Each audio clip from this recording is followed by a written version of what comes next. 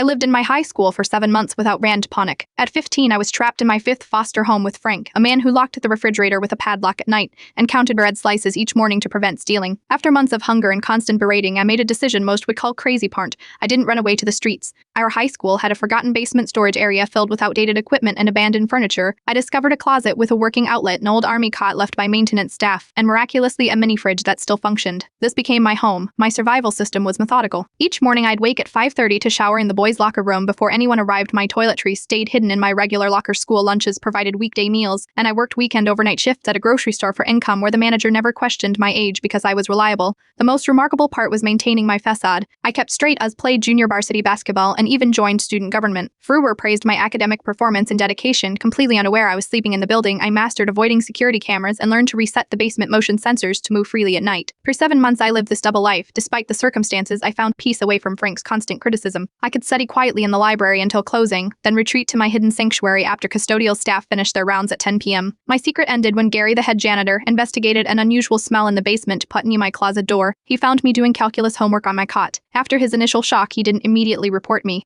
Instead, he listened to my story. "You are the cleanest, most responsible homeless kid I've ever met," he said.